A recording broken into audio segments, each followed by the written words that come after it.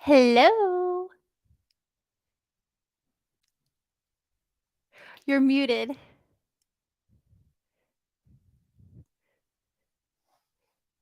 This is different. Okay, there we go. Are we live? Yep, we are live. All right, hold on. I'm gonna be actually multitasking here. We have so much. I'm just stoked and excited. So forgive me. I'm actually gonna be at two cameras here for a moment. Okay. How are you today? I'm good. I'm excited. I don't know what's going on, but I know you. I know. I just You do all always have something planned. Yeah. I was stoked about it. I've been on a few lives with some people and having these conversations about what is a man? What is a man? If you were a real man, and you know how we think because I heard you the other day, I think it was on one of the networks where you said, whoa, wait a second, let's not forget the mental capacity of some folks. And let's not forget the way they function in life and stuff. Yeah. But that's a perspective so many people don't bring into the equation. Oh, did I say the right thing? I don't remember what I said. It was something where they were going back and forth about how people are, and you said something about, again, it was about men. They were talking about men bashing, whatever, and you just said something I thought was like, good point. Okay. Yeah. And just a second, I'm over here.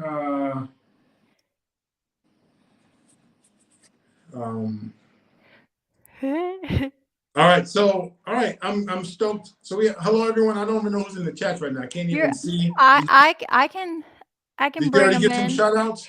Yeah, I'll say real quick shout outs to Ronnie. Hello, good evening. Jasmine says it all. Hello. Deborah Williams, welcome.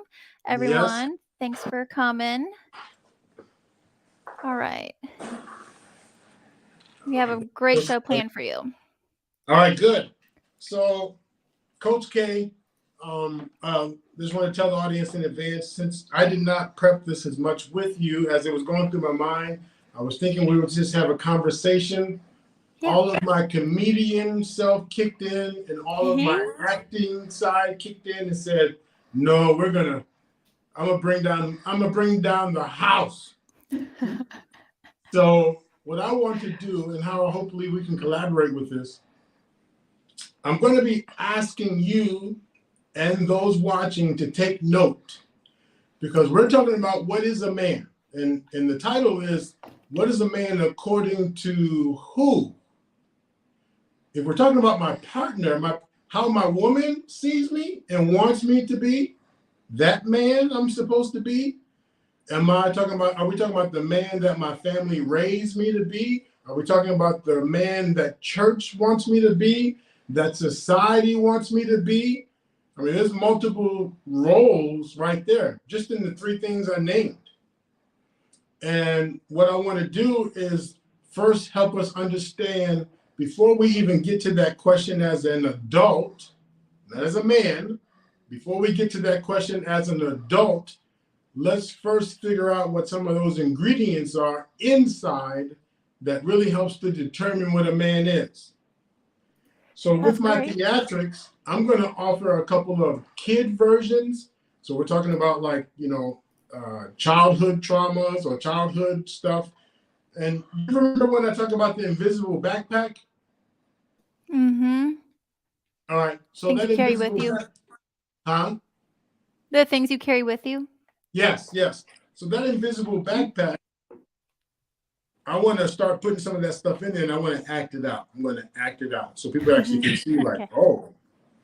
Now I'm going to do a couple as a child and a couple of even as an adult, because I want us to be clear on the stressors that each one of us carry around, but add on top of that, I may not be the man that someone's expecting me to be. The first thing I want to do, and I don't know if you have, I have a marker, but I only have a brown one. So I don't know what these letters are. I don't know if you're going to see this clearly, everyone. So Coach K, I may need your help. And I can't see you. I'm using all this fancy setup here, but I can't see. So, Think you cut out. oh, so this Something is, might have. how about now? Can you You hear me? cut out a little bit. Yeah, I can hear you now. All right. And I think there's Wi-Fi in here. I got to figure out how to turn that on. All right. So That's okay. by You're good chance, now. because I don't have a dark marker, you have your board with you or something to write on? Yeah. I got it ready right behind me. Okay. So if you would, and I'll draw this here, but again, you might not be able to see it. We're going to talk about what is a man. And then if you make a column, this is horrible, and I apologize, everyone. I don't have the dark markers like I wanted. But if you draw a column, oh, this is really bad. Yeah. And the first column, we're going to put who. Who taught you to be a man? Who taught you what it is to be a man? Who, as a child, so not as a man, so not a man, not a 25-year-old teaching a 22-year-old. Who taught you between birth, 3, 4, 5? Who taught you what a man is? So we know, like, coaches. What else? And I can't see what people. Hopefully, people are putting in the chat here. And again, welcome. I'm gonna mute myself while I write this. All right. Welcome again to the Black Man Unfiltered Network. Glad to have you here. Hoping to have this be as interactive as possible. Please forgive me for my setup. I'm going to be doing some theatrics. I didn't mic up, so hopefully you hear me clearly.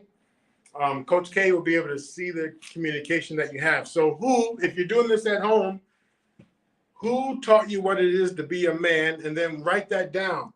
Coaches, teachers, mom, dad. And then Coach K, I know you're on mute, but if you can throw some of these names out with me, that'd be great. What are you seeing in the chats?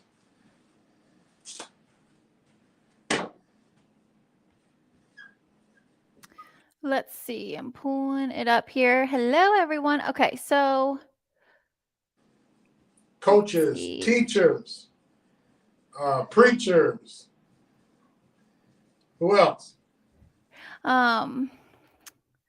Let's see. Big Bad Bull says father. Okay, yep. I have. Oh, grandfather. So I had mom, grandmother. Okay, grandma.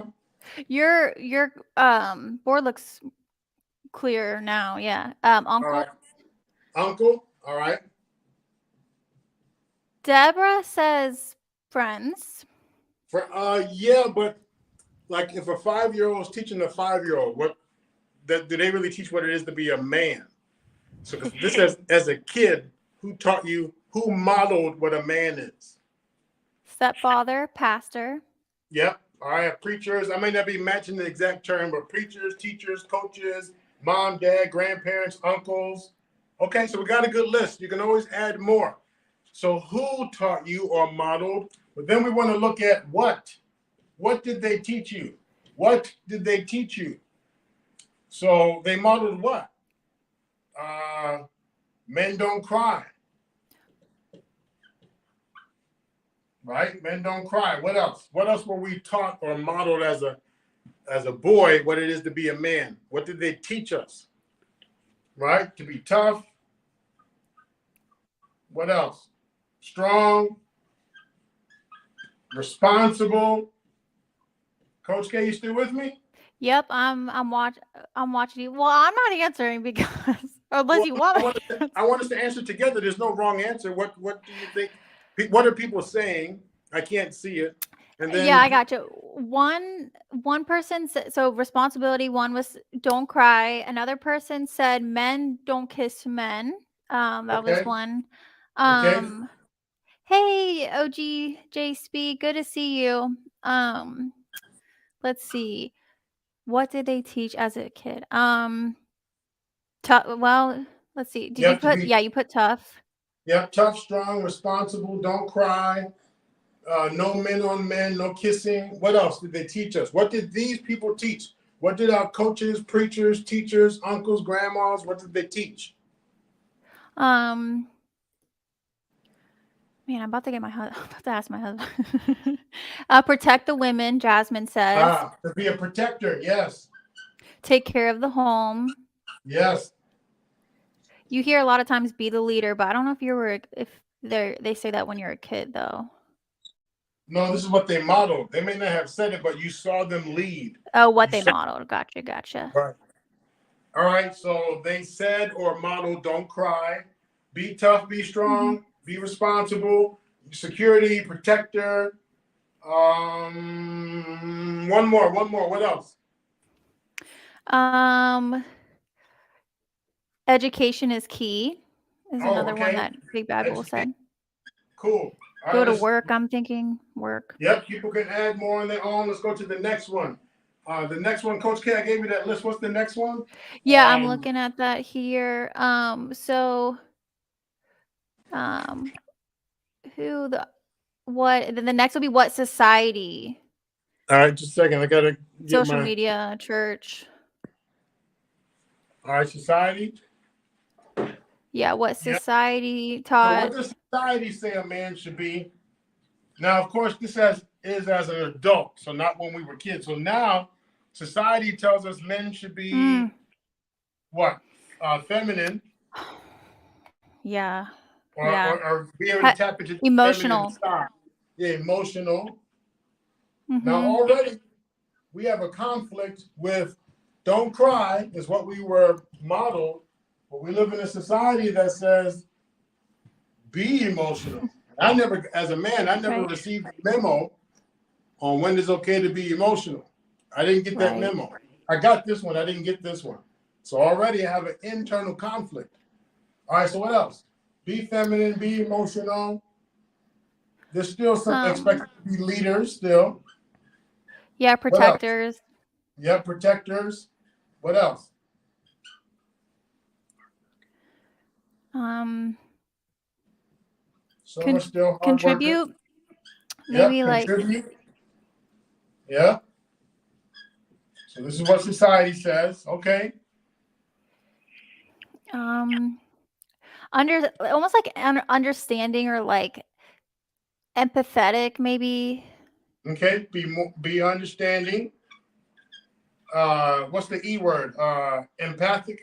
And have empathy. Yeah. Mhm. Mm-hmm. I also know that there's a lot of campaigns that say go for it, go for it, go for what you need to do. Just do it. Be the man. Take charge. Mhm. Get paid the money. Play the sports. All right. So this is what society says. Now here's the other one. What does church say? What does church say? What a man is supposed to be? Lead the home. Lead the home. Yeah. Protect. Mhm. What else?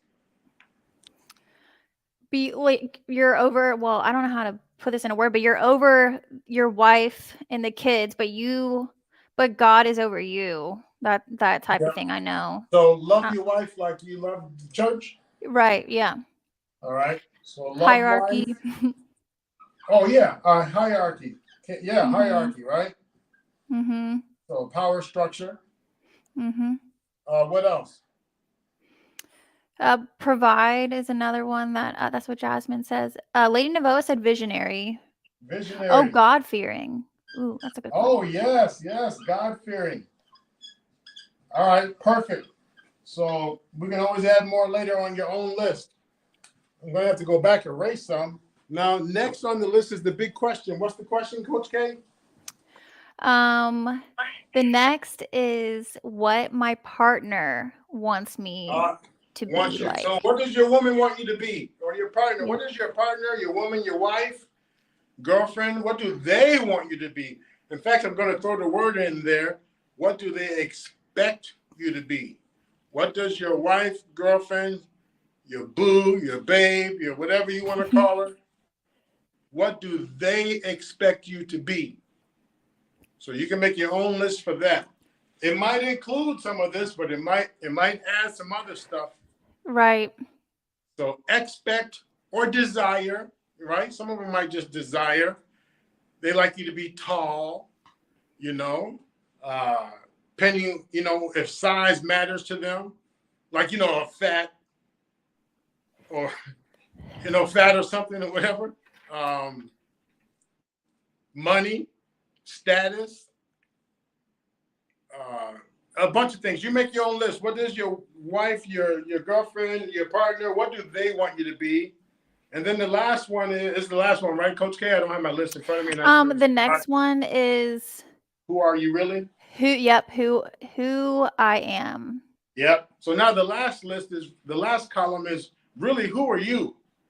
Who are you? As is. However much you have of this, great. But who are you? What is the man that you are? Are you bitter, angry, hostile? Are you soft, kind, and loving?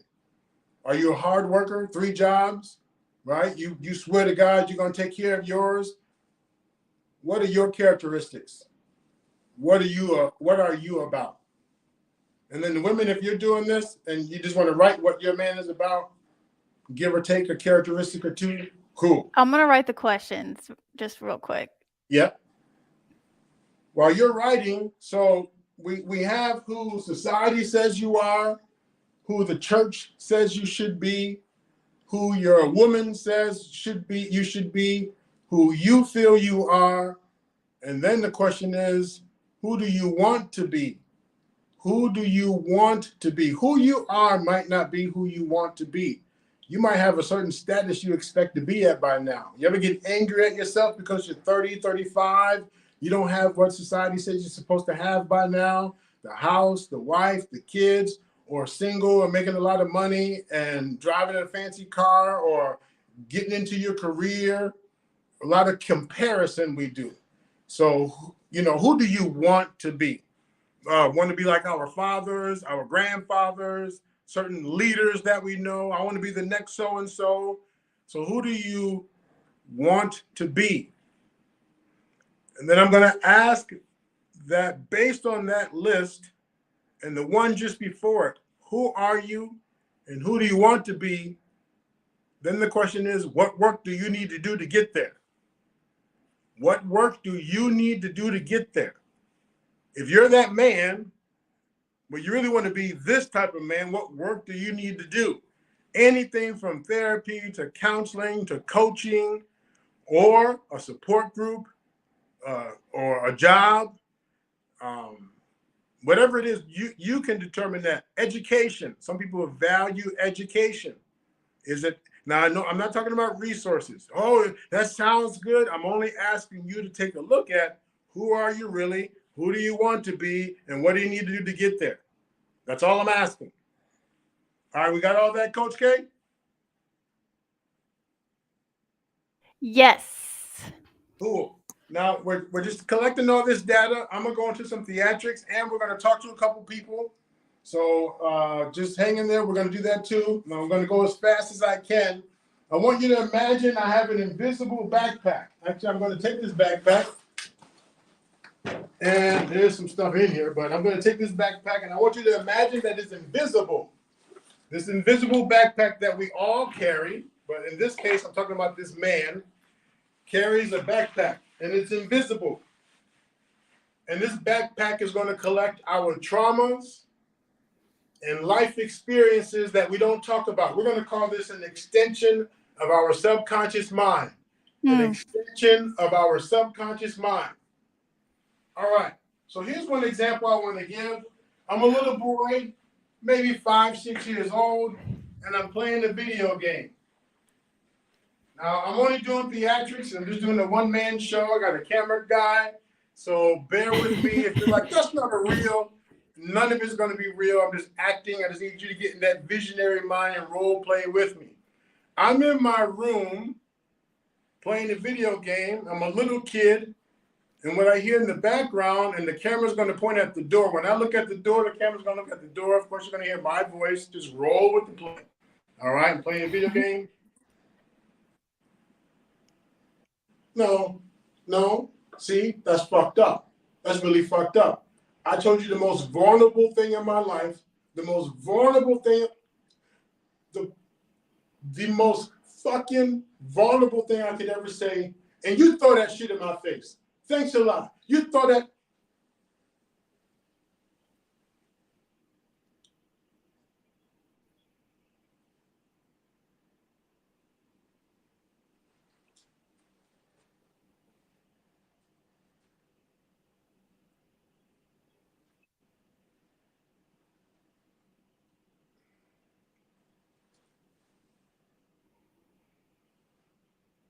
and now they're having sex. So it went from fighting to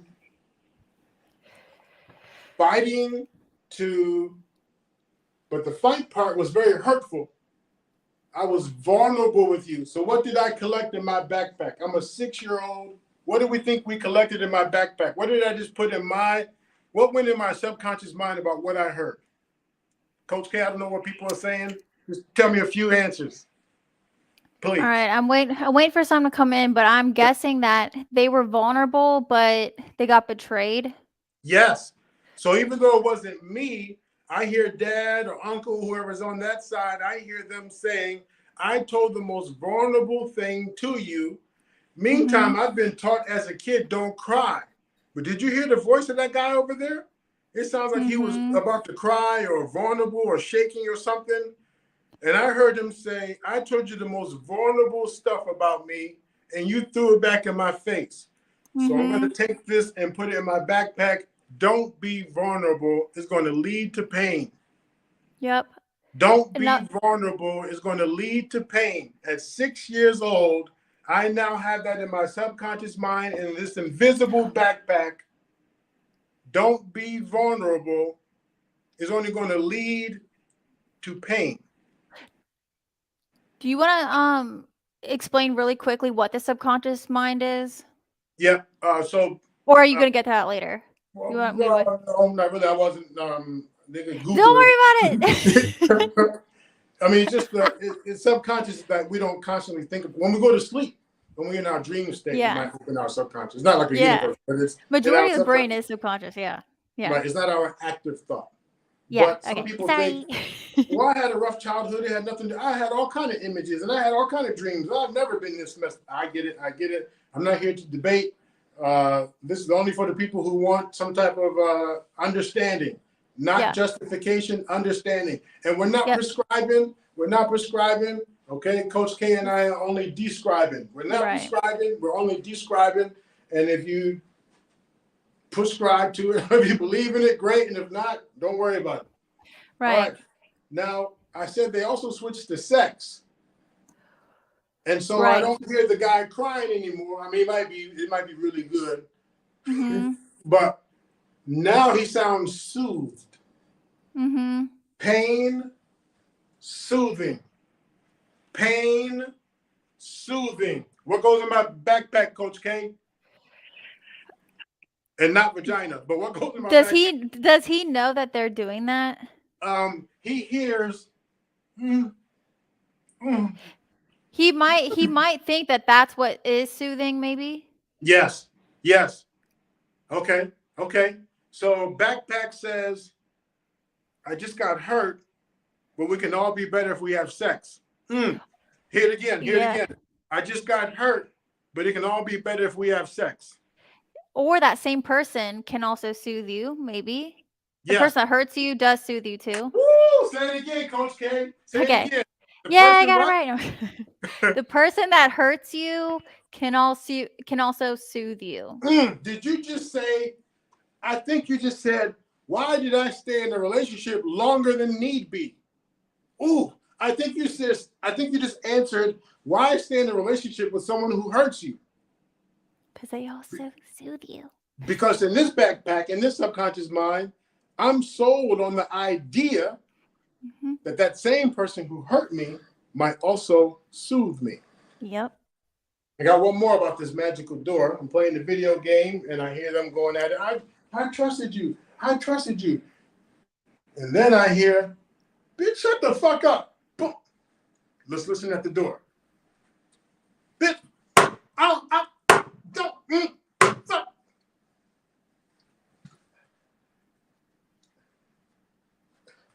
I'm a big one.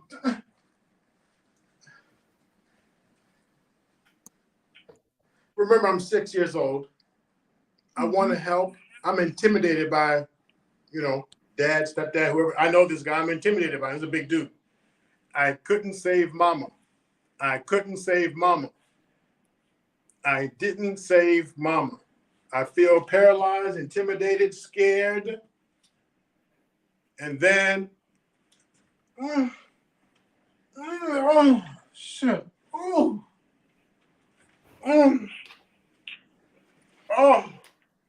So what did I just take away, Coach K? What went in my backpack?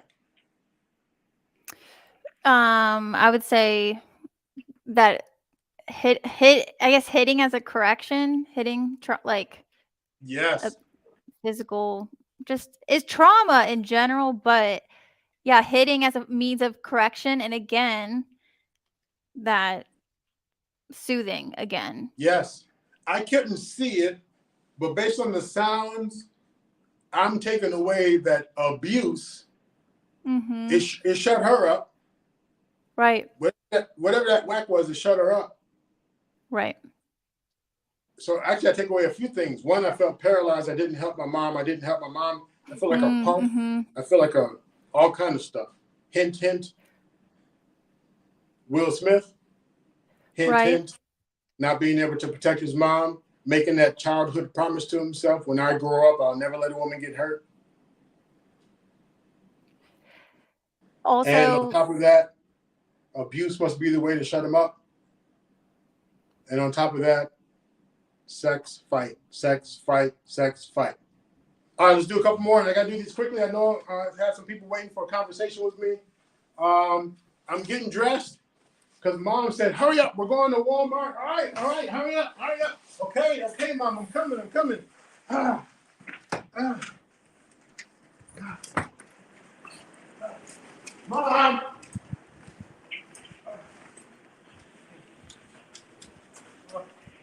man, we better get the likes up for Dr. Nakumbe, man.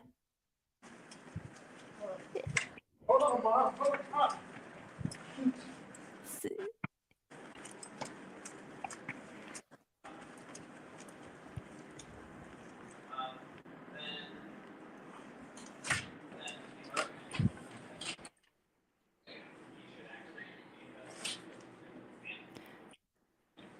So okay, yeah, so he was getting ready for school and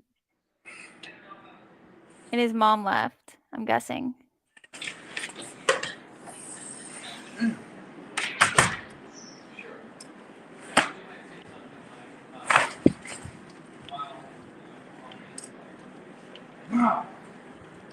Now, Mom offered to go to the store wherever we were going. I ran out. She's gone. Mhm. Grand scheme of things, it just means I should have moved faster, right? You're right. What went in the backpack, Coach K? What do you think I went in the think backpack? that you don't matter, maybe. Woo! Woo! What else? Um, that it's your fault because you weren't moving faster, if that's, what, yeah. My ooh, Coach K, I can't say that. Oh, my fault that I got left. Yeah. My fault that I got left. Mhm. I work with clients where that's their self-deleting reason. Mm. That is their fault. Self-deleting reason, Mm. their fault. Mm. I didn't matter. My own mama left me. It was my fault. Hmm? My own fucking mama left me. Now I'm fighting multiple things. The church says be, society says be, my family members, whoever taught me to be, and the one that said don't cry. And right now I'm hurt. I didn't get the memo on when to express when I'm hurt. I don't even know the word hurt, Mhm. disappointed, frustrated, and building hostility. That bitch could have waited. Like I said, I She was could have waited. coming. And she got my motherfucking brother in there. My brother and my sister are in the car. How come they got to go? So now I'm even feeling the sense of competing, sibling Right. rivalry, sibling rivalry, sibling rivalry. Let's talk about that. Let's talk about sibling rivalry. Resentment too, yeah. Yes. Yes. So I'm the sibling that's in the wheelchair. As a kid, we're kids. I'm the sibling in the wheelchair. And Mama and Papa are always taking care of me. Mama and Papa are always taking care of me, or whoever the caretaker is. I always get attention daily. They help me get dressed. They help me eat. They help me do everything daily.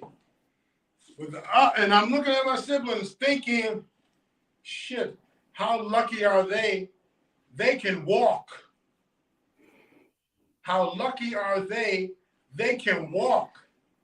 But the sibling over here who's looking at me in the wheelchair is thinking, wow, you get attention daily. Wow, you get attention daily. And unannounced to each other, we are building sibling rivalry because I'm thinking, how lucky is this person that they get Mama and Papa attention every day? And they're thinking, fuck that. I want to walk. How lucky are you? You get to do whatever you want. But Coach K, this doesn't normally come out until maybe one of the parents die. When one of the parents die and we're at the arrangements and talking about this and that, and all of a sudden my brother or sister says to me, well, I guess you're going to get everything. What's that supposed to mean? Mm-hmm. Or you're the one who, you were the favorite. Just like always. Yeah, I was the favorite. How the fuck was I the favorite? Right. And I mean, I'm getting agitated because I'm like, how dare you say I'm the favorite? Because I couldn't walk. You got Mama's attention. Right. You can walk. You got Mama's attention every day. Don't try to act like you didn't love it. I'm in a bleep wheelchair. What do you mean? Right. I'm in a wheelchair. Right. So sibling rivalry.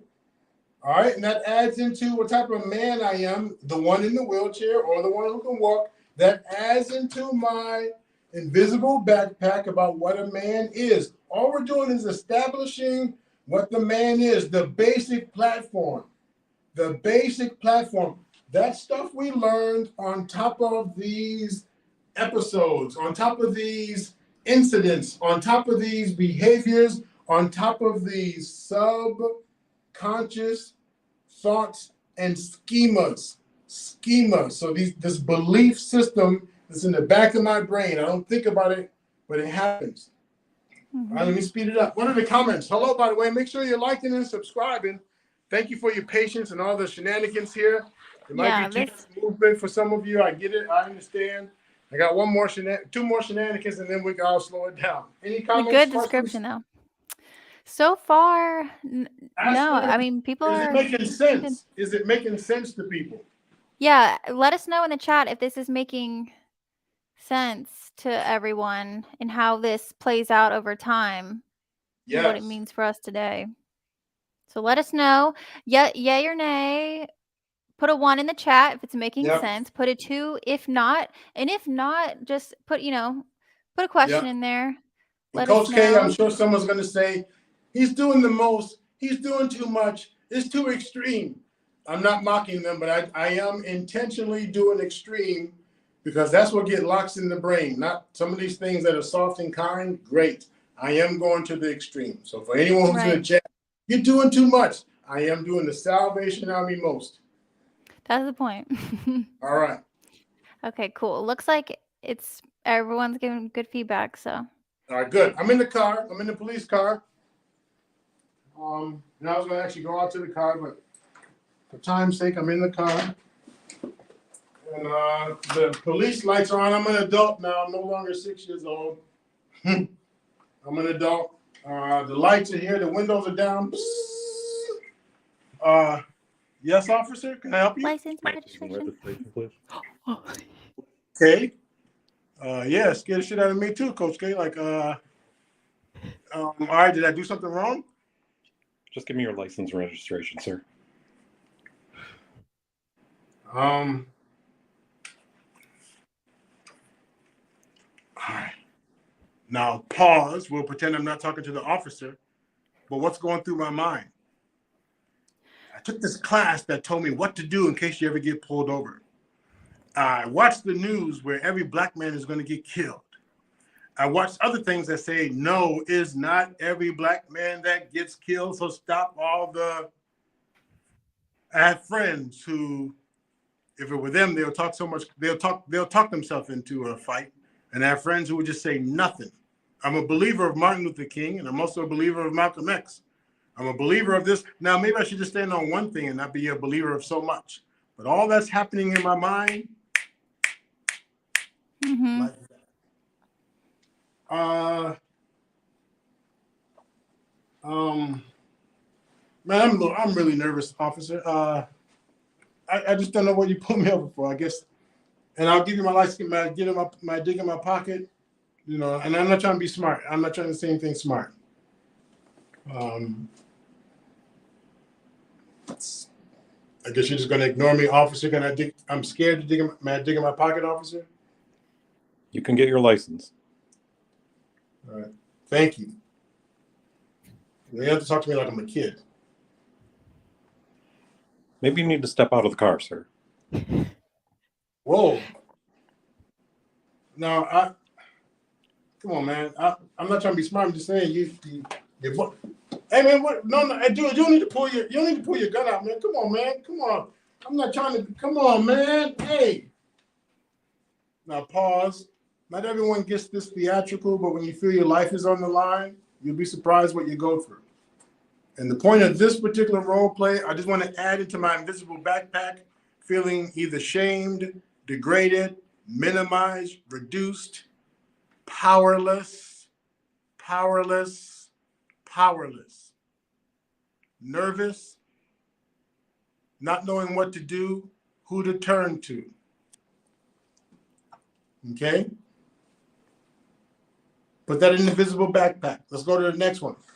Any questions about that one? Anyone triggered? I mean, again, I'm not saying every black person gets beat up and shot, but I am saying that's a real situation people go through in their mind when they get pulled over. Yeah. And this officer was pretty cool. He just stayed straight with, give me your license, give me this, give me that, until he pulled his gun out. Yep. I think it's ironic. Me Have Donut said that this is funny, but yet sad. I just think it's funny that their username is Me Have Donut, but that's just like a pun, I guess. With They're calling you donut or me a donut? No, that's their like their username. But it's funny because cops are that's like the I don't know. Yeah. All right. So let me do But the no, next this is one. good. This is good. All right. I'm a first responder. Part of being a man, I want you to consider the job that they do. Man or woman, it doesn't matter, but we're talking about men today.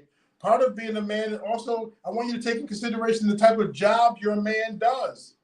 Because if he's a first responder, ambulance driver, EMT, firefighter, police officer, 911 dispatch, even some social workers who have to go and take kids out of homes, nurses at hospitals, doctors, people who are, I don't want to say responsible for saving someone's life, but when they do, you know, the patient is like, oh, you saved my life. Some doctors have a savior complex, whatever.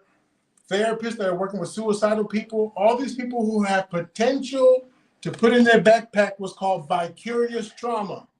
Vicarious trauma. Earlier we talked about betrayal trauma.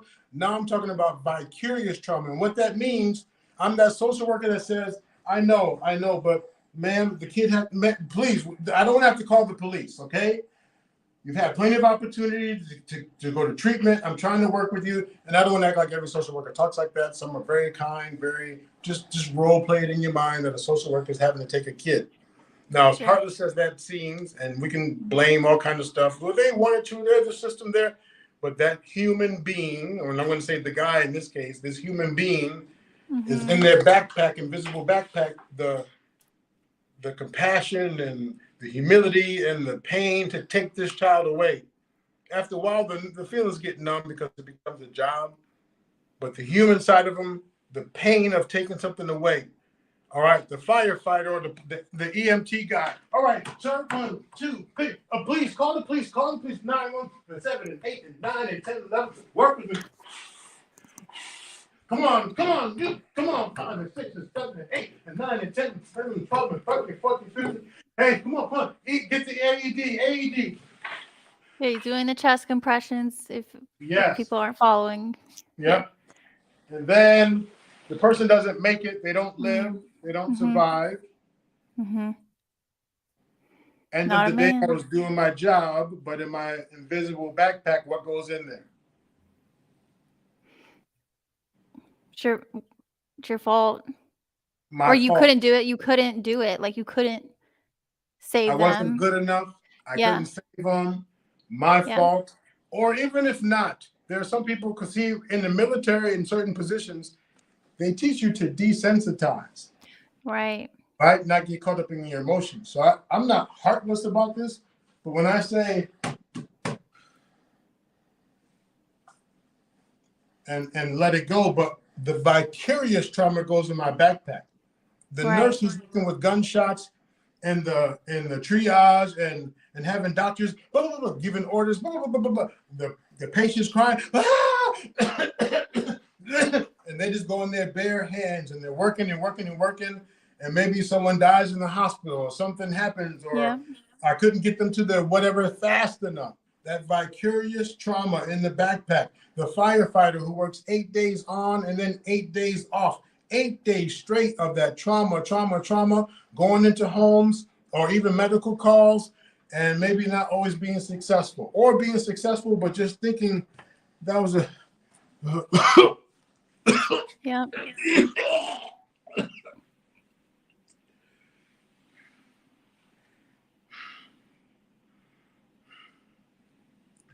You all right, buddy? Yeah. I'm good.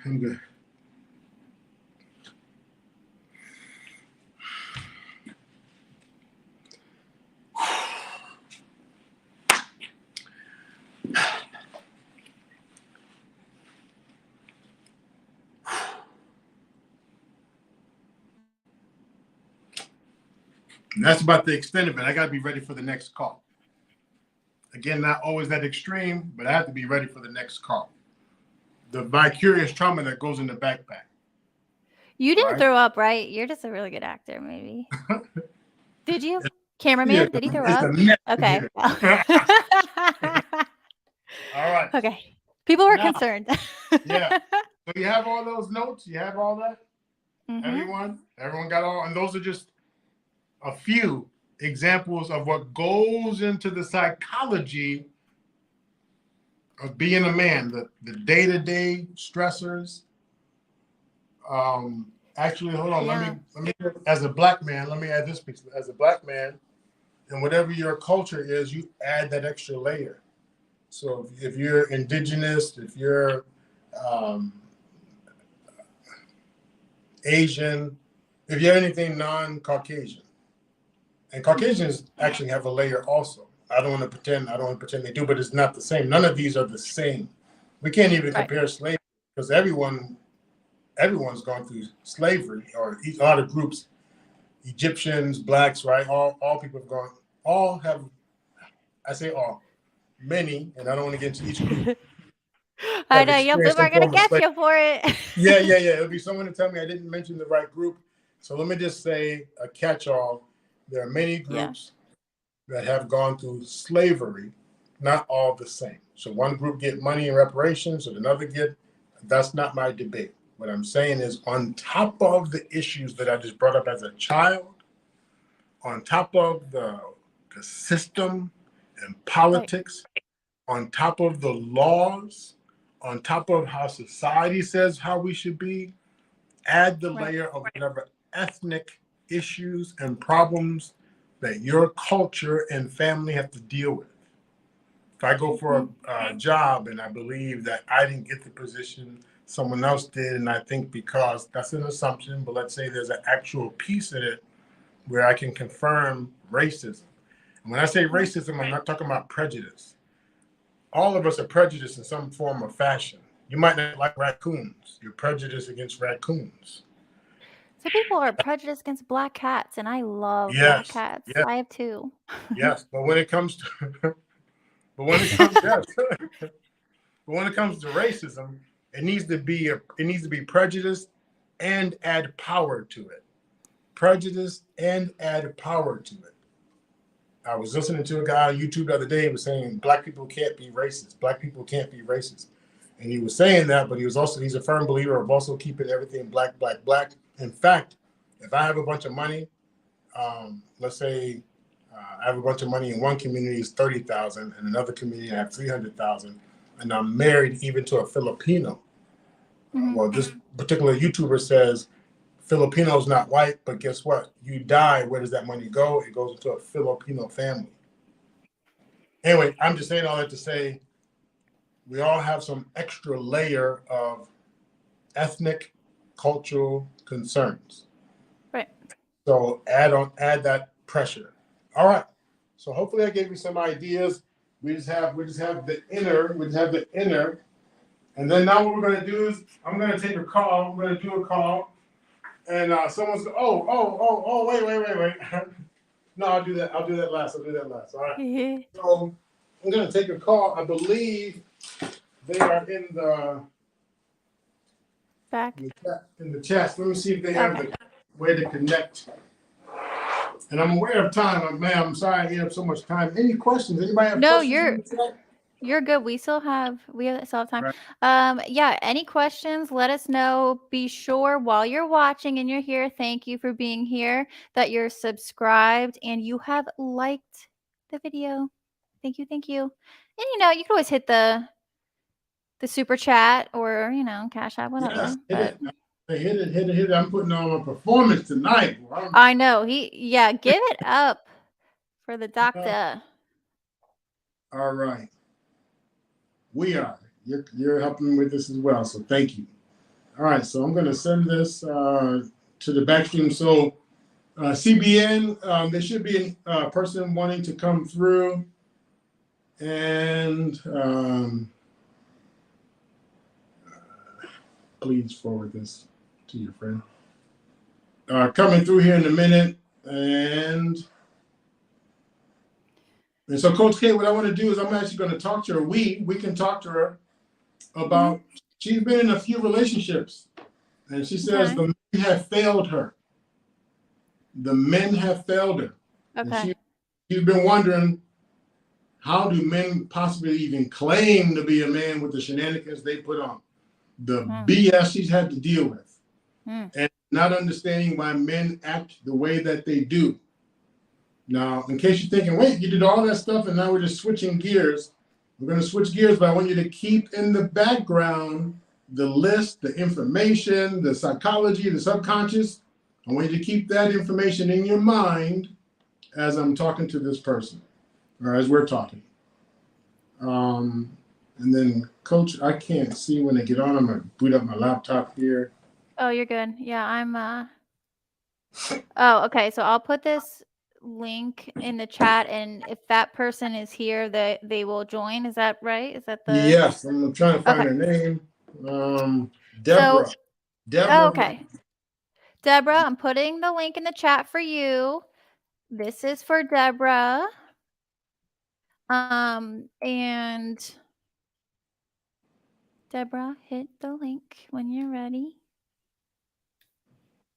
All right, so I'm going to join. So you might see me twice here for a second, and I'll turn off the phone part after. Oh, you're good.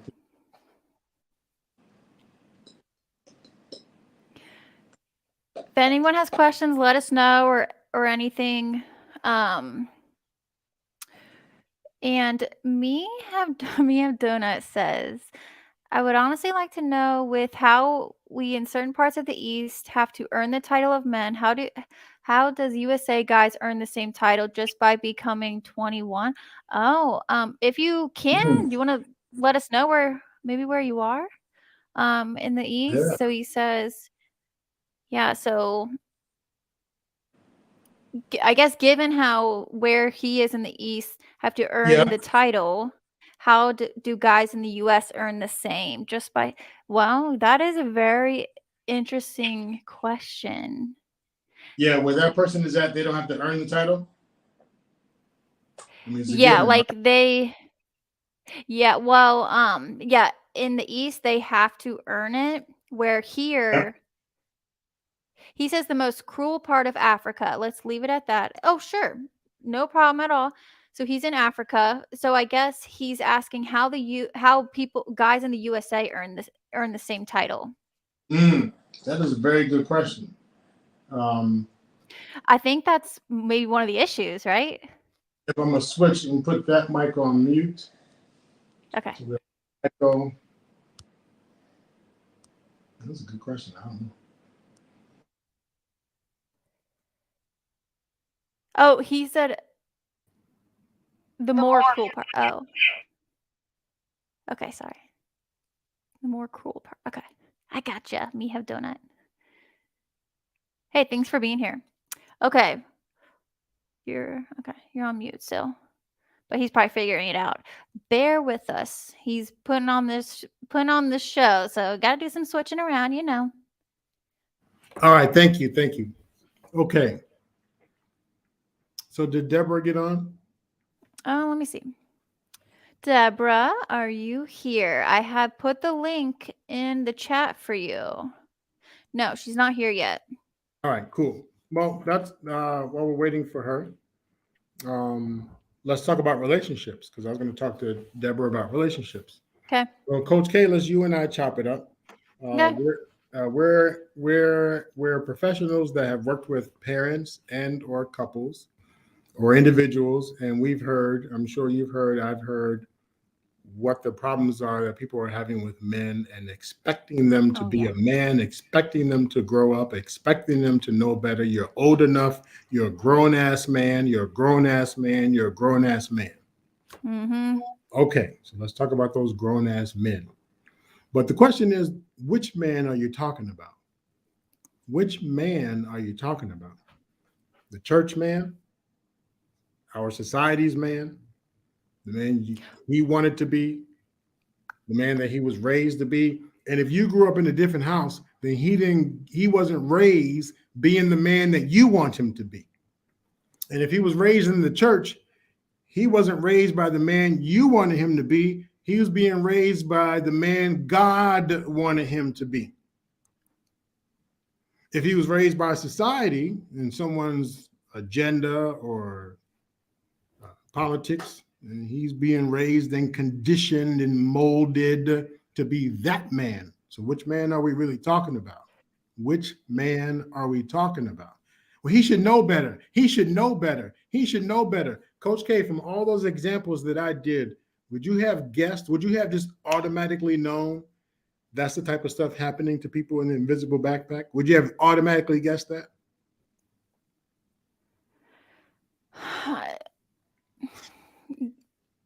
Not specifically, no. Yes and no.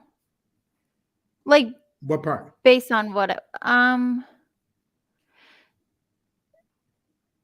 Will you ask your question again? Yep. So it's funny. I'm doing multitasking, but well, and by the way, sorry, I was reading Me Have Donuts' question. He said he has to go in 7 minutes, and he kind of wants to know and to get an answer. He said it doesn't have to be like too much thought in it, but I don't have Donut. I don't have an answer for you right now because I'm focused on what the topic that I was talking about. So my bad. You can always super chat it to us and put it up there, and we'll hopefully get to it tonight. I mean, it's a deeper answer, not related so much to the trauma that I'm talking about. And so my goal tonight wasn't to answer those type of questions. I appreciate you asking them. Yeah, I'll say it's not very clear. I will say that. Mm-hmm. Yeah, I mean, but it is a good question. It's a great question. I mean, men here, I will say this: men here have to earn through achievement. They have to earn it through what they've done. They have to earn it through either some type of status. Because you can have a person with a PhD, and then a person who has a high school diploma or dropped out of high school and has a felon, but they have the car Ferrari in the garage, and the one with the PhD is still riding the metro transportation. Mm-hmm. So there's certain types of achievement that you have to go through, certain type of institution kind of being able to climb the ladder of success. I think the achievement in the East, from my experience through India, Africa, and the Philippines, my understanding of those young men, you can give a 9-year-old a rifle and let them know that they're going to be a military person, that they have to protect their family. Their job is to protect and to serve and be part of. I know here in America, the farmers, all 7 kids in the family all play a role, even if you had to miss school that day. But then we have laws that would say they can't miss school. You have to get them, you have to do something else. I mean, in those states, in those farmlands, some schools and law officials are understanding, but for the most part, it goes against the very school system, so they can't do it. Those laws in the East, they understand that 9-year-old is going to have a rifle. End of story. They're part of the military. So anyway, that's just my quick, brief answer. May not even hit what you were looking for, sir. Donut. I greatly appreciate you asking. So let me get. Deborah's I here. think Deborah's here. Deborah, hello. Good evening. Good evening. Hi, hi. Good evening. I have to apologize. I was given a different link. Oh, no worries. I sent this one last because the first one was just to watch. Because Coach K here on the line, she was going through all kind of shenanigans and stuff, and I didn't want you to have to hear it. Wait, what? I'm messing with you. I was gonna say, like, what are we talking about? I was giving a lot of background stuff that I didn't want to interfere with you being on the show, and then you questioning your own questions. All right.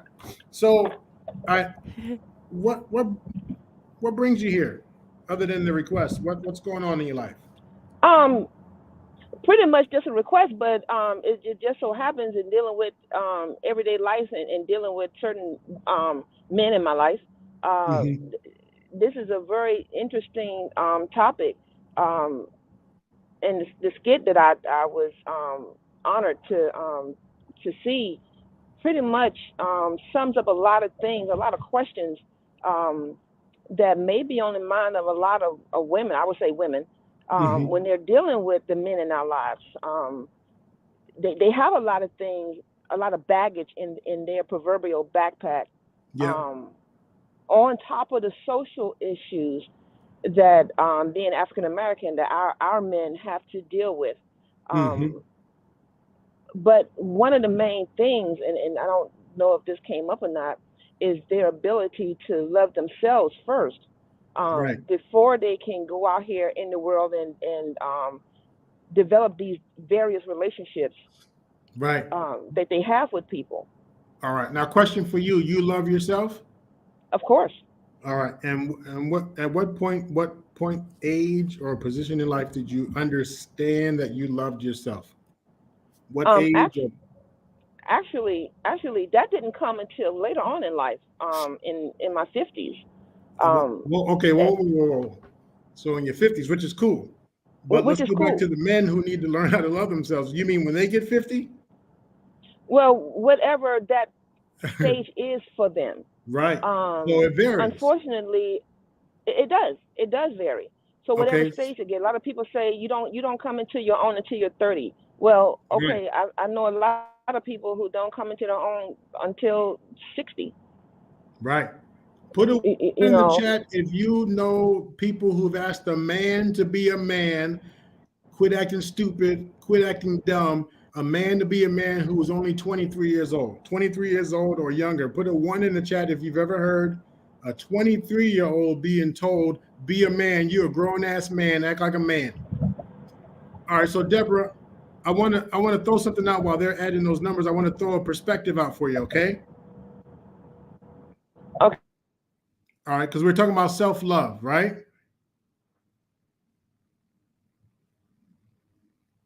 Oh, did we lose you?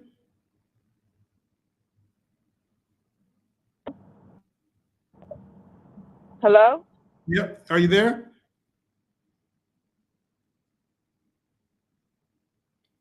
Deborah. Maybe she's going through a. All right. Well, while she's going, here's the perspective I want to give. I hope she hears it. Here's the perspective I want to give. This is not written in stone. Don't don't get all worked up. It's just a perspective. Coach K, were you born into a 2-parent home? Yes. All right. Not everyone was, but let's just roll with that. 2 parents. So when you were born, when you first came out, you were already being taught, groomed, molded. And then mama's doing that, daddy's doing that. Mama is doing that, daddy's doing that. You're muted, Dr. Nakumbe. All right. Deborah, Yeah, you muted again, doctor. And I had to share too, because I'm a twin. Oh, you have a twin? I share that love. Yeah, no, I was kidding. All right. Yeah. My volume went up. Can you hear me? Yeah, you're good. I don't hear you on my end, but okay. Oh, Um, Deborah is I she's there. Restart yes. required. Not now, computer. Not now. All right. Well, I can't hear Yeah, you, so she's hopefully you here. hear me. Just wave or something if you can't hear me. Um, Yeah, I can hear Deborah, you. can you hear me? I guess she can't I wave or can. anything. I can hear If she you. talks, though, I should see the D vibrate or something. Yeah, it was Can going. Is she there? can you hear me? Yeah, I can hear you, Deborah. Okay.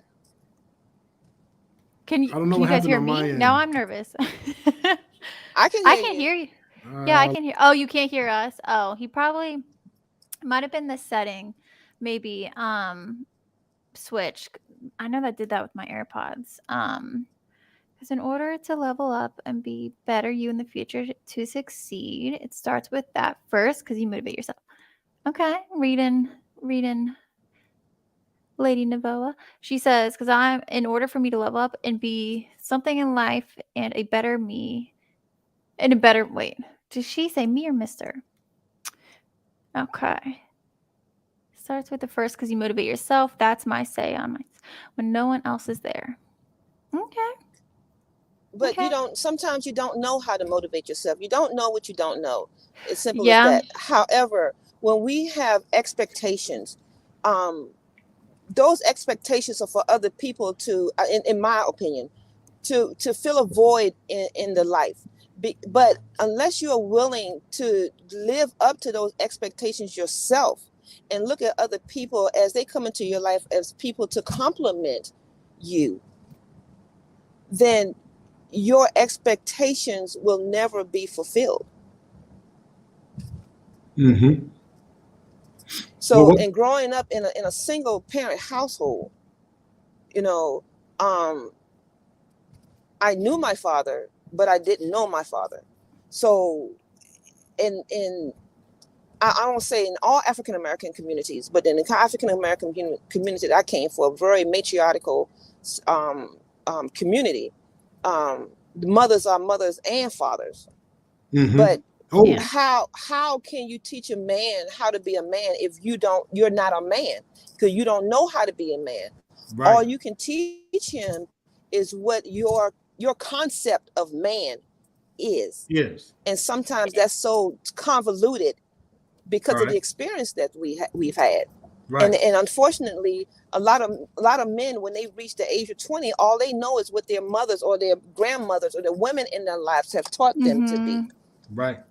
You So, I but know, actually had so the you flip said, side too, because mm-hmm. my mom wasn't there from like 6th grade on, so I have almost like the opposite with like just only a dad, you know. Mm-hmm. But I Now, was born though, and so go ahead, doctor. sorry, and I apologize. You were starting to cook. It's rare we cook that cook at the same time. So go ahead, go ahead, cook it. All right, my bad. All right. So, Deborah, I wanted to do two things. You were talking about the self love. yes, All right. So, were you or you were raised? You were born into a single parent home. I was born into a dual parent home, Okay, but perfect. it So, became a single parent home yeah, when I but at was the time 5. you were spit out, it was two parents. Exactly. Spit All right. out. Well, I mean, Exactly. excuse me, Mom No, excuse I me. and think that's dad funny. I were think it's funny. yeah, mom and dad were married, Okay, so you here's what I know. want to say. Here's what I want to throw out. Just a perspective. So when you were born, unless you were really engaged in full conversation, right as a baby, you were being taught and molded to love mama and papa. Did you have any grandparents? Grandparents as well. All Yep. right, so now you're being stretched to love mama, papa, grandparents. Did you have any siblings? Yes, I did. I So had to then share. you were being stretched to love mama, papa, grandparents, siblings. Did you have a favorite friend or a best friend when you were Yes, growing up? So then you're being stretched to love mama, papa, grandparents, sibling, best friend. Did you have a favorite teacher at all in grade of school? course. All right. And so we're being taught to love, love, love. Did you have a pet at all? Yes. All right. How many pairs of shoes, your favorite pair of shoes, did you have? Three. Three. All Three right. favorite pairs. Three favorite pairs. All right, let's jump up into your team. So we already know you have some friends that you might love as a best friend. Yeah, and again, even if they split up or whatever, but you were taught to love mama, papa, grandparents, family members, siblings. Name something you loved in high school. What did you love in high school? My music, my Your art. music, nice, nice. And you played or you I did. danced? I played and I sing. Oh, okay. So you bust in the upper room with a tune. Okay, nice. So you were singing, you loved your craft. Let's jump into your 20s. Name something you loved. I loved college. All right, love college, education, good. The experience of going to college. The experience, yep. All right. How old are you now in this story so far? Say it again. To the point I got you at in this story, give me an age. Where are you now Oh, in college? give you an age. Yeah, You're at we're at 23. 23. All right. Take me to 25. What did you have like a when you graduated? Was that like a love? What 25, 26? What did you love? 26 military. Oh, watch out now. All right. Thank you for your service. I'm not being funny. Thank I you. sincerely thank you. My lazy I tail second that. is, yeah, sleeping on your hard work and many other officers here. So, all right. So, finish with military. What age? Finished with military at 45. All right, 45. I'm going to pause there. Wow. How old are you or close to? 60. 60. And already at age 45, out of all the things I asked you what you loved, I haven't heard you mention yourself yet. Because I did not love myself then. But yet we're expecting the men to. And that's what I said. You cannot, until you love yourself and learn how to love yourself, you cannot love others. And I cannot expect someone to love me unless I love myself.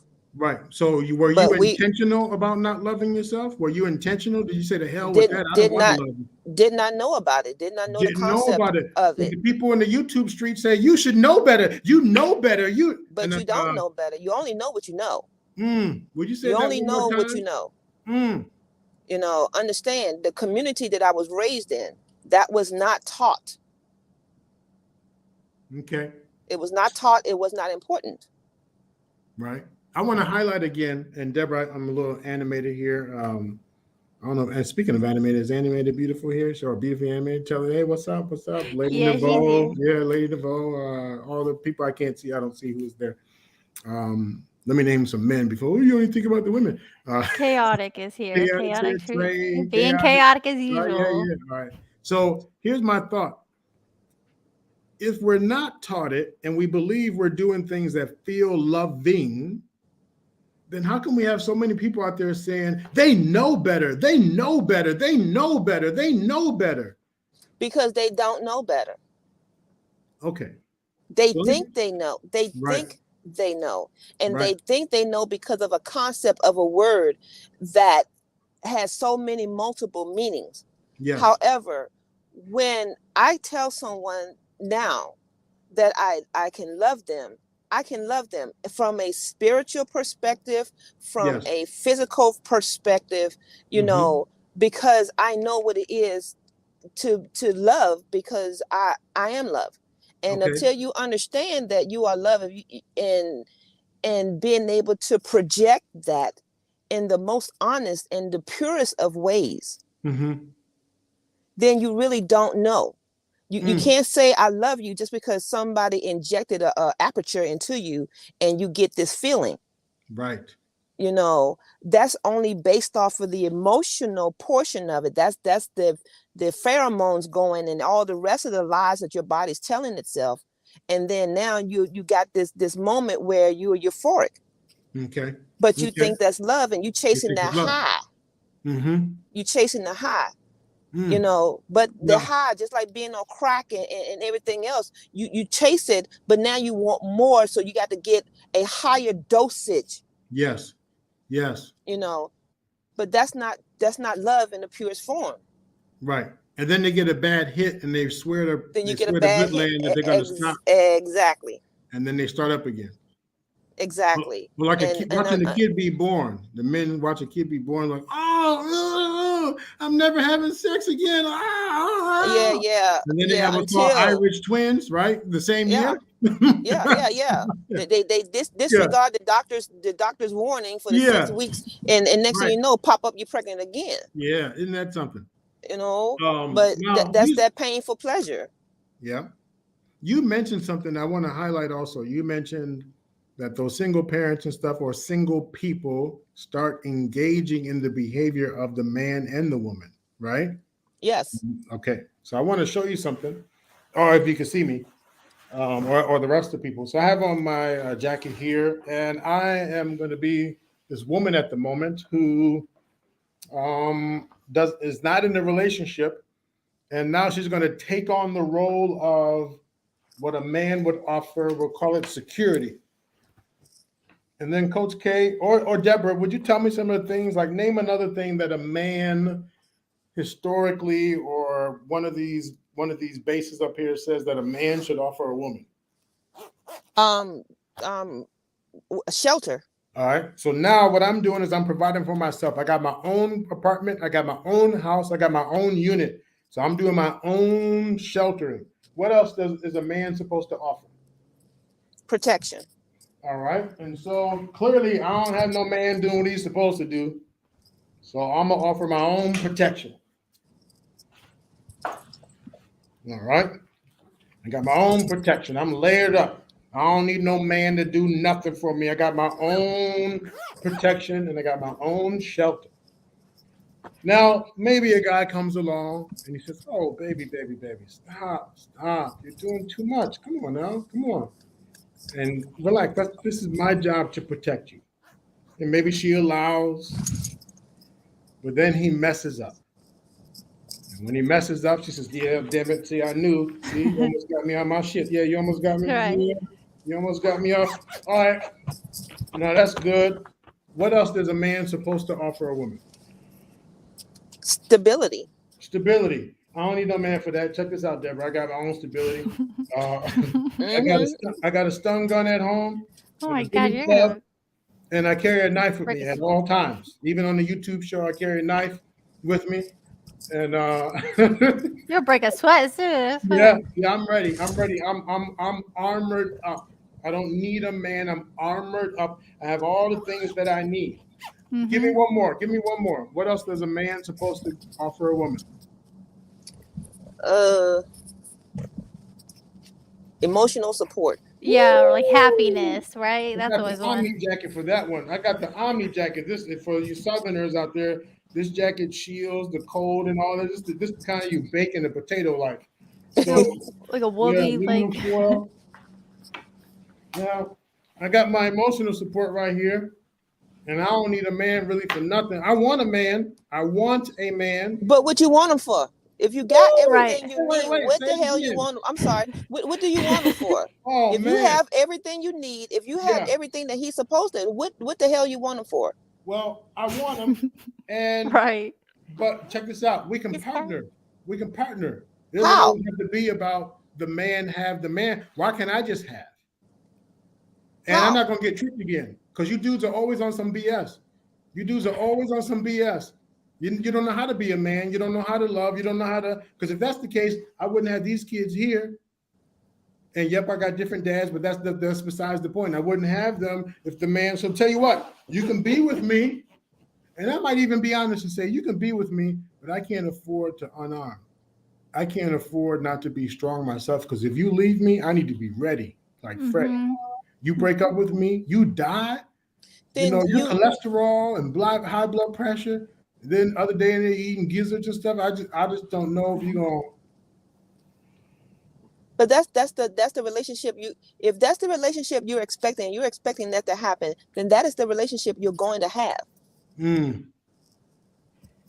That is what you're going to have. You are manifesting that within your own life. Okay. Instead of looking at the fact that everybody's an individual. Yeah. And we all bring something to the table.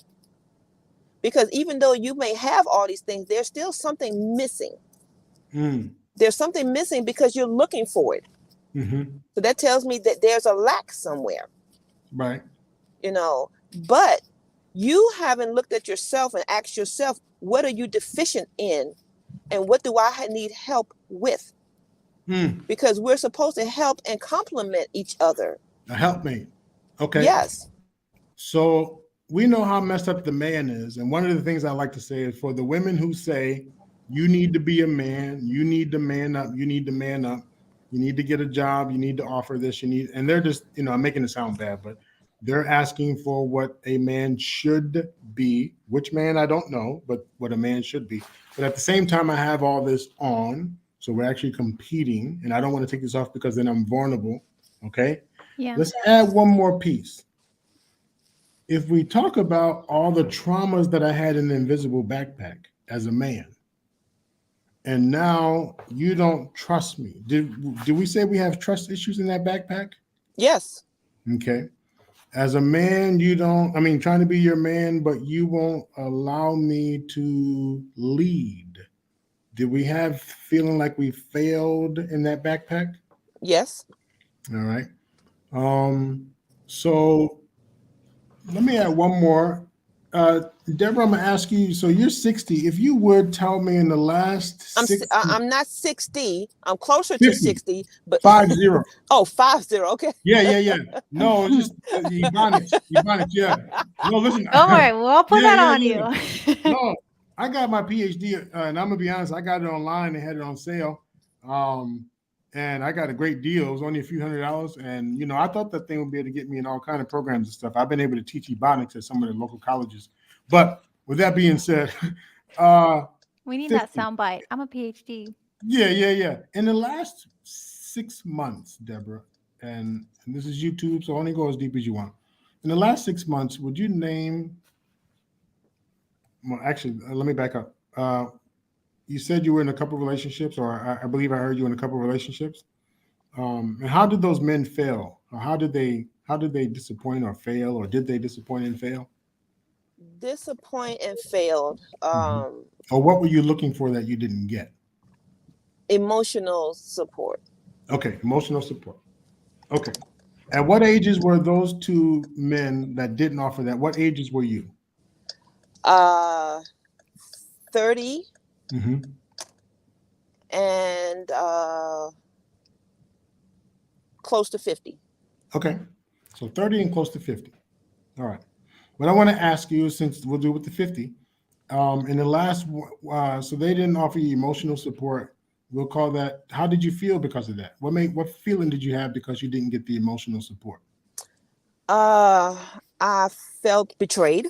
Okay, betrayed. Let's go with that. Yeah.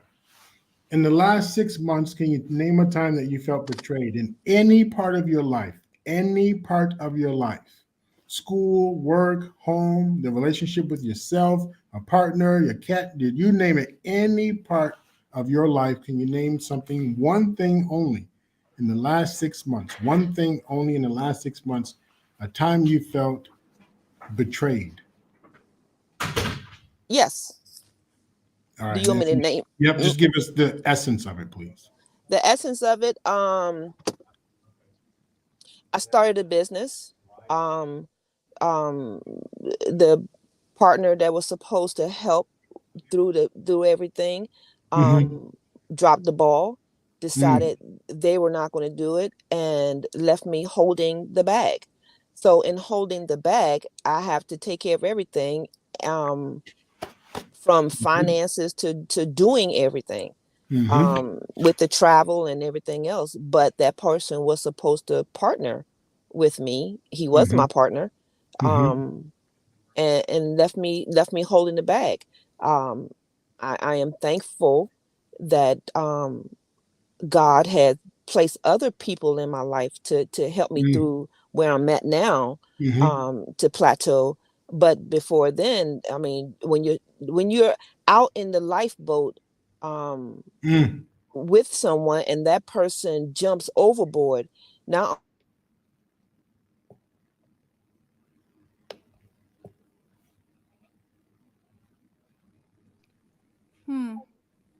Oh, did she cut You off? there, Deborah? Did she jump overboard, or did she said the person? Did she? I know. It sounds like she's driving. you were Maybe she hit a rough spot. supposed to protect, you were supposed Oh, she's ensure coming. my safety, you were supposed to these things that were supposed to keep me safe and secure, Okay. now has been taken away. So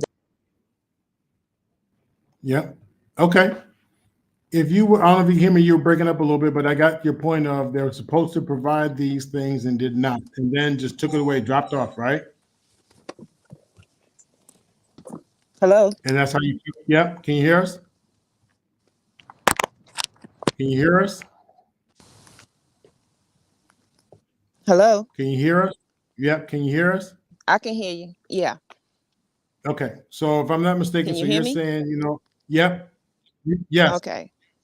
So these guys were, So being in the this person, military, you don't you don't leave your better buddy. You don't leave your better buddy. right. Right. Okay. So now if you would take me back between the ages of 4, 5, and 6. 4, 5, and 6, and tell us about a time you felt betrayed.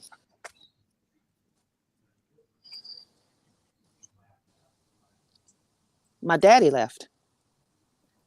How old were you? 5.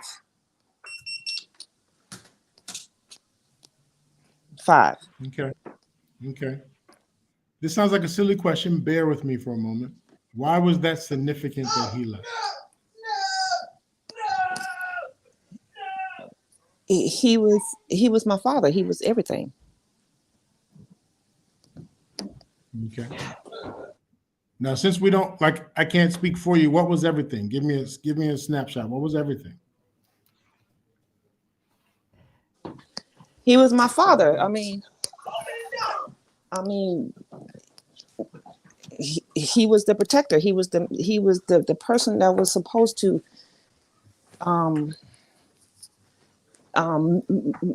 be the mirror of everybody that I'm going to be with in life.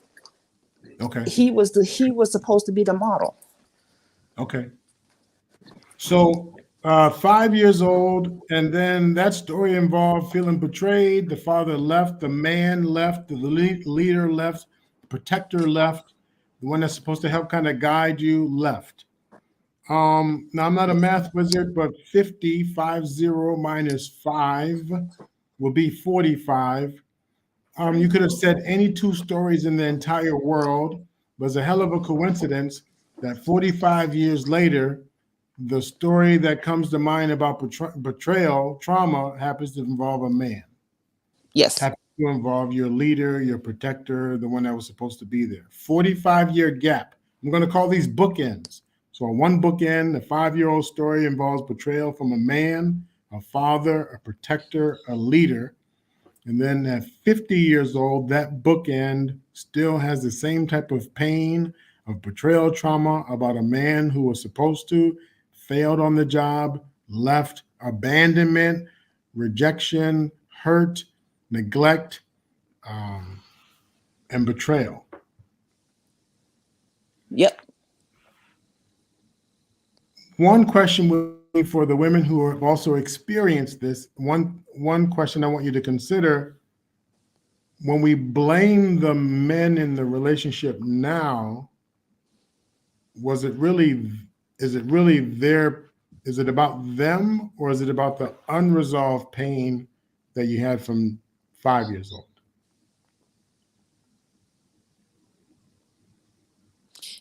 I believe it's unresolved pain. Mm-hmm. Mm-hmm. Now, that's not to excuse. Please, gentlemen, ladies, everyone, please know I am not excusing the behavior of the men, especially if we're talking about when you get up in your 30s, 40s, and 50s, you should have some common sense. So I'm not excusing. What I'm saying is just for understanding, only for understanding, understanding, and overstanding that the pain we attribute to some of the current men, and when we armor up, for the ladies who armor up because of the current man. Now, I've been sitting here intentionally in this get up for about 15, 20 minutes.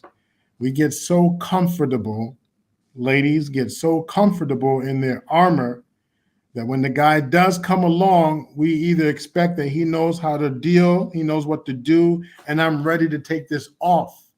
So part of the disappointment is, here, help me. But there you go. You got that? And then,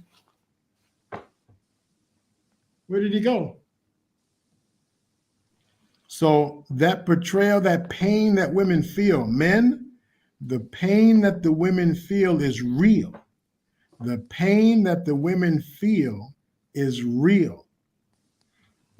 Unfortunately, you have your 4 to 5, the men. We have our 4 to 6, 7-year-old story.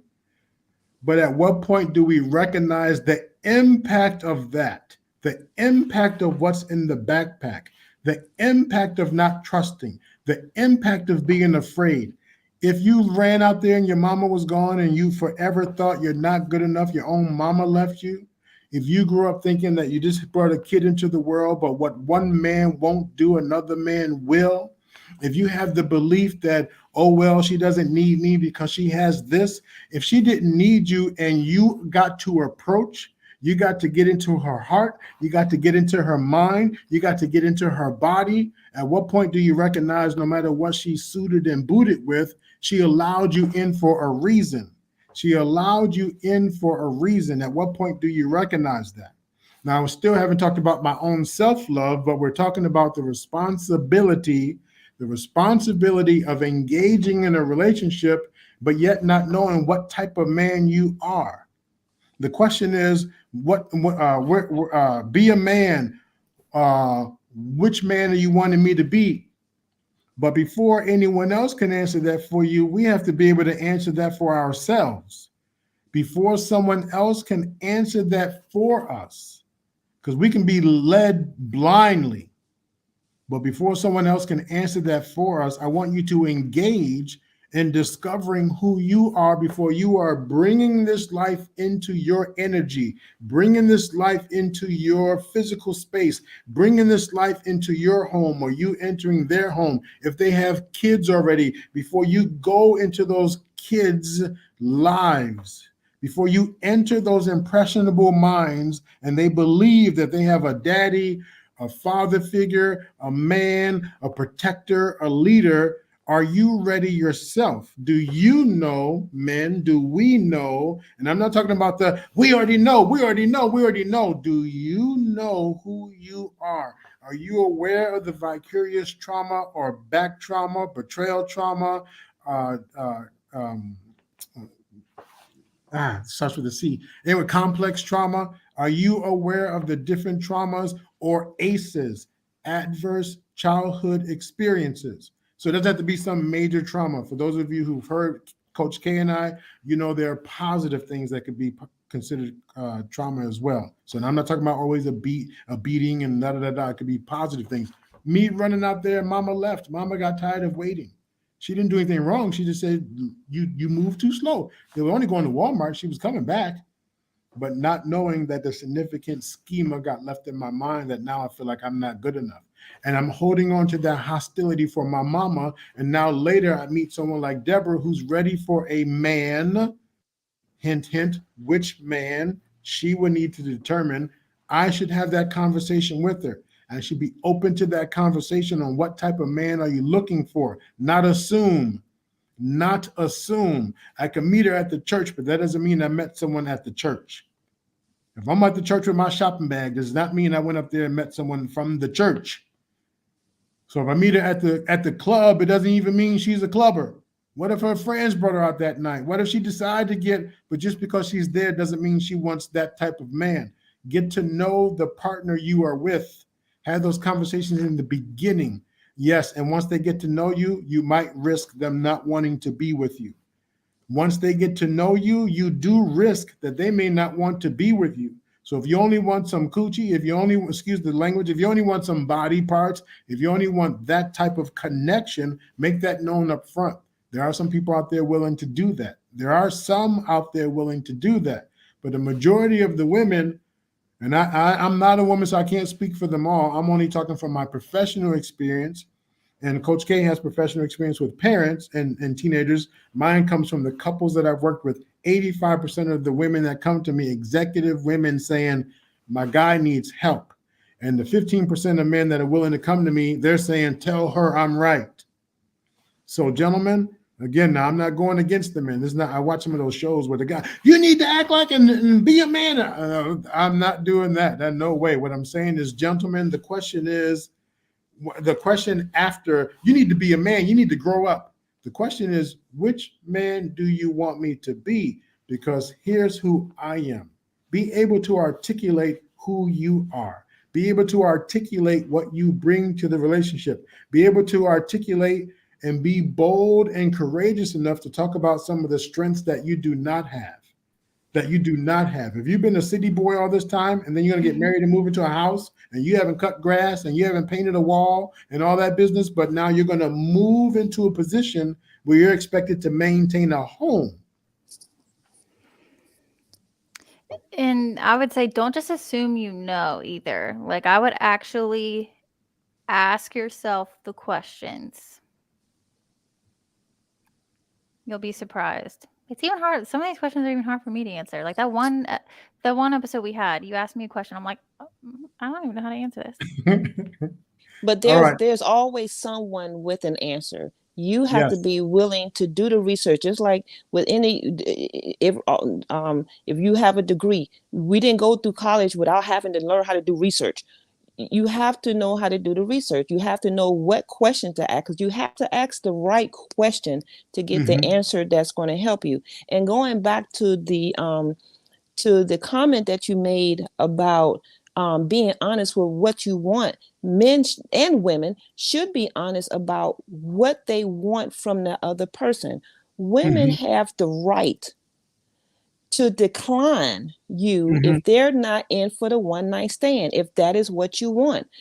Don't come to me acting like you want a relationship when all you want is a one night stand, and once you get it, you gone. Have the decency to be honest with me and allow me the opportunity to make the decision. Don't take that from me. Don't take that from me, because now we're dealing in fallacies. Okay. You know, and a relationship, and it's still a relationship based on a lie. All right, so Deborah, I have a challenge. I have a challenge for you. So, you know, deeply rooted with that is for you is a sense of betrayal. Yes. Okay. So let's say you are longing for a man that is not about betrayal. However, there's a 45-year span of a magnetically, two magnets, clank, two magnets magnetically attracting each other. So the type of men you magnetically attract are the type that are going to betray you. At what point are you sharing this information with me? We just met. At what point are you sharing with me how these men did you wrong? At what point? I'm not understanding the question. Yeah, I just met you wherever we met, maybe at the grocery store. You know, I accidentally bumped a cart into your ankle or whatever, and you dropped your stuff, and then but I quickly bent over to grab it for you. And said, "I got it, ma'am. I got it." And then when I hand it to you, I look into your eyes and like, "God damn, you're beautiful." And what are you doing out here alone? And you shouldn't be out here alone. And I want to protect you and I want to love you. At what point do I share with him we go on a couple story? Dates or whatever. We talk on the phone. We talk to each other. You send me one of your, your Jansen movies or videos, whatever. We're talking. At what point do we share our vulnerabilities? I share my vulnerability within maybe the first month or two. Okay. So here's what I want to know. Does that vulnerability, are you safe? Once you put it out there, do you feel confident enough that if I threw it back to you, you will be okay? If you threw it back up in my face like a pile of mud and making me feel like nothing, no, yes. I'm not going to be okay. But if you come up and we talk about it and you're trying to help me overcome certain things by letting me know that you're going to be there for me and you're not going to you will do your best not to do X, Y, and Z, and we can discuss it like two grown adults, then I will be okay with that. But if you're just going to come to me and you throw it in my face like excuse my language, like a pile of shit, and you just going to rub it in my face, I have nothing else for you. But that causes me to be weary of the next person that may be the right one for me. But because you came with that pile of crap, because you wanted to hurt me, because somewhere in your past, you think it's okay to hurt somebody, then you just made it hard for the next person who may be the right person. And sometimes we miss out on the right person because of someone else. Right. I'm gonna pump the brakes right there, please. I got a buddy star host. He would be like, no, wait a minute. Now just wait a minute. Stop. Now, Deborah, I'm going to my theatrics, but I'm dead serious when I say this. You waited a month before you realized I wasn't the guy. And then now you have the nerve to sit here and tell me I brought my shenanigans and I wanted to hurt you. You waited a month. I waited a month. You took that long for me to figure it out. Sometimes you don't bring everything to the table. Everything has to be revealed. I will trust you until you give me a reason not to trust you. And at that point, you gave me the reason not to trust you. So now I have to sever this. I have to figure out a way to get rid of you. I got to, now beat myself up every night for wasting my time. Right. Well, maybe it's your fault because you knew at the beginning. We're talking about relationships where people have one night stands. You needed to wait a month. You didn't know what type of man you wanted within 30 days? I'm still not answering the question. Was he a one night stand? No, this is the guy you've been getting to know, but it took about a month. You start sharing your vulnerabilities. Because I had to make sure that I could trust him enough. And some people can wear that facade long enough. Oh, so were you dating me to be with me, or were you dating to see if you could trust me? Well, I dated the person you showed me you was going to be, and I trusted you day one. Whoa. Yeah, but that's what you showed. That I showed you I was going to be. Yes. That you showed me. But then you showed me another side of you. Guess what? I bet I didn't. I bet the expectations changed once you shared your vulnerabilities and shared your goodies. I bet you changed the job description in the middle of the night, expecting me. Remember, I have a backpack, which you don't know about. I have a backpack. We don't know about the back. Right. Right. You're right. We don't know about the backpack. Right. And slowly but surely. Only loved. That means, and go ahead.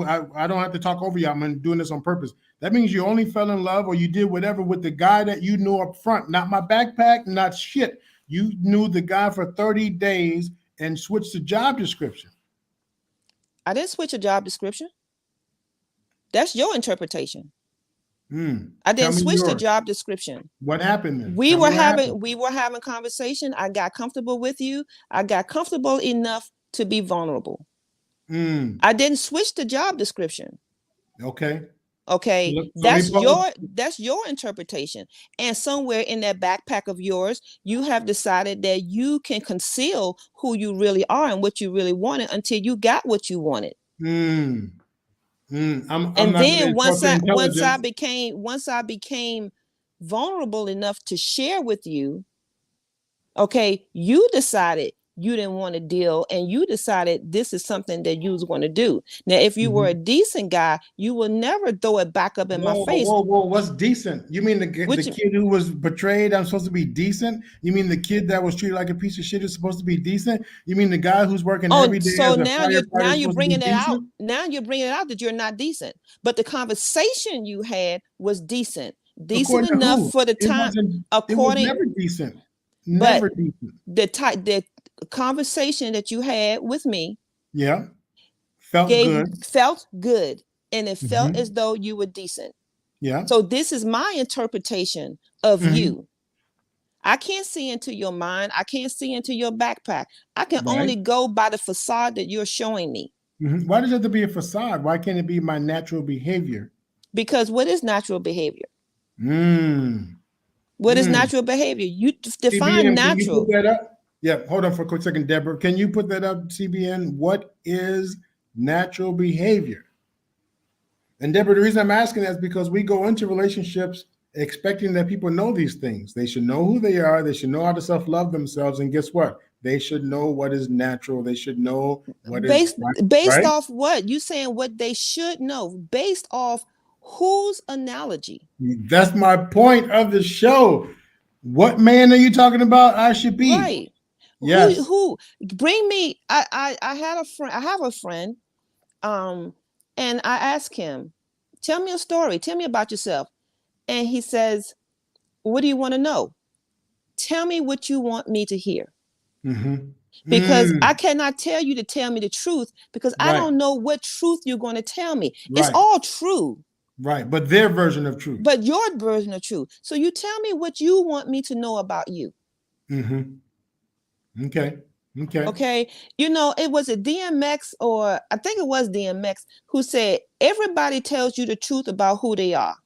Right. You decide what you want to do with the information. Right. Okay. People tell you who they are 100%. They are who they are.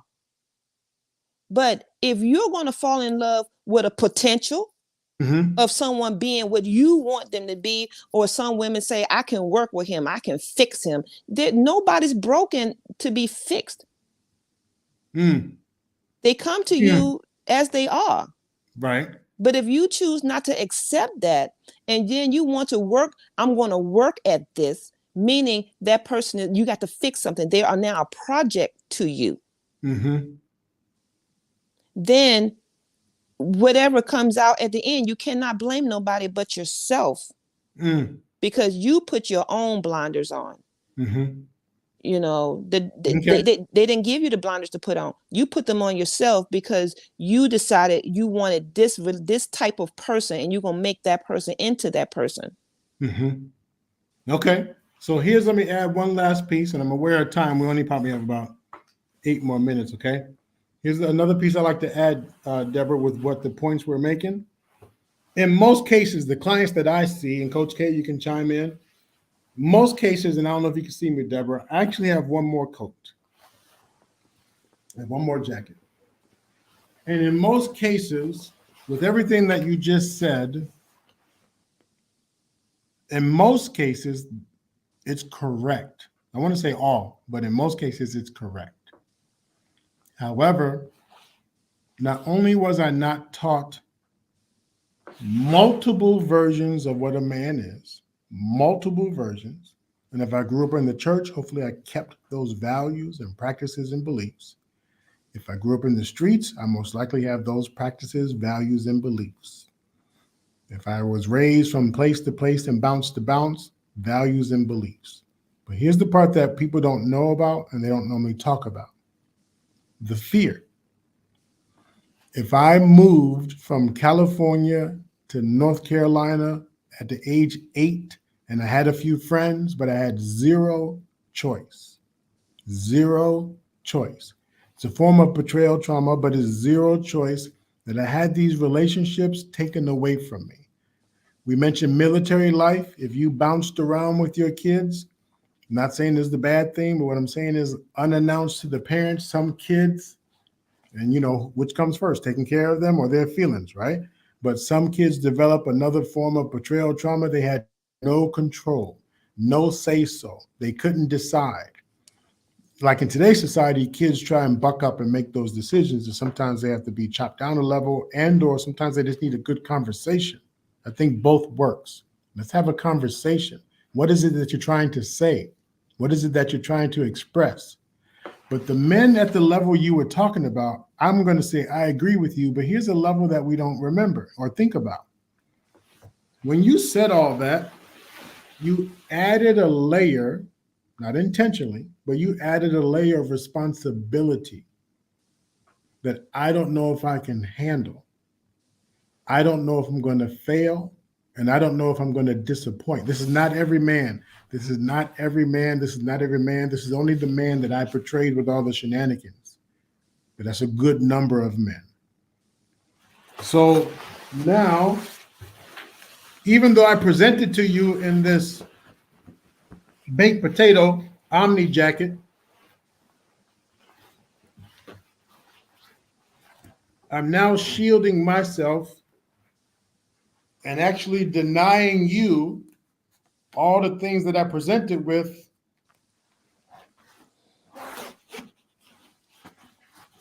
because I don't know if I'm ready to be hurt. I don't know if I want to be responsible of hurting you. I don't know if I know how to manage. Yes, I can go get therapy, but I'm told about uh, the the syphilis trick that they did, having those men take that medicine. I heard that there's no such thing as mental illness. I heard there's no such thing as this and no such thing as that. And on top of that, if you loved me for who I am, which you did and do, but so I also have to check my ability to have this responsibility, my ability to maintain and sustain this responsibility. Sexual wise, if my girlfriend or wife has her menstrual, I might be funny, but also serious and say, you have your mouth, right? But for some reason, some men don't apply that same philosophy of when I'm taking care of you and then I default on my care. I still have other ways, but I forget that. So I'm going to challenge the men to say, what are we doing to make sure we can sustain? Now, our wives are our helpmates. Yes, they are our helpmates. And again, I challenge the men to say, you have to be aware of what you bring to the relationship. And if you're damaged or challenged or sensitive or fragile or just a ball of wonderfulness, whichever one you are, we are tasked with sharing that with this woman so she knows what she's getting into. If we're leading, if she walks diagonally or to the side or even at an angle in front, whichever position you like, but if you're the lead, if she's going to be able to close her eyes and trust you, she has to know that you're not going to lead her into the abyss. She has to know that you're going to lead her safely and that when she opens her eyes, you're not going to be in a new uniform. You're not going to be in a new uniform. And whatever that takes, here are some hints, and we'll wrap it up soon. And Coach K, I'll let you cook it here at the end. If you hear patterns, if you've been in 4 relationships and they all left for the same reason, you're not shit, dude. You hurt my feelings. You might want to look into that. The first time's an incident, second time's a coincidence, the third time's a pattern. But there's a difference between learning your patterns and taking on other people's patterns. So we'll just use Deborah again. She was saying that she's dealt with betrayal, so she knows what that looks like and what that feels like. But if I go tiptoeing into this relationship and it's just one little thing that I do and it feels like, uh-oh, here we go, he's about to betray me. Now, Deborah, whose responsibility, and that's a strong word, and that might even be the wrong word, whose responsibility is it? You feel, uh-oh, here we go. Here, you recognize the language, you recognize the game, you recognize the bullshit, but that wasn't my intent. So now at this point, whose responsibility is it to kind of get it together for me to say, babe, it's okay. I fumbled a little bit, but that's not what's going to come to the future. Whose responsibility is it? Yours to say, hey, I got your back. You scared me a little bit, but I know we can do better. Or is it my responsibility? Who would you say? I would say it's both responsibilities. That's a shared responsibility. And I would say that because it's my responsibility to identify it, yes, but also put it in perspective with the person I'm dealing with. Yes, you can always deja vu. I've been there, done. Okay, I know what it's going to lead to. However, let me take a step back and review it from a different perspective.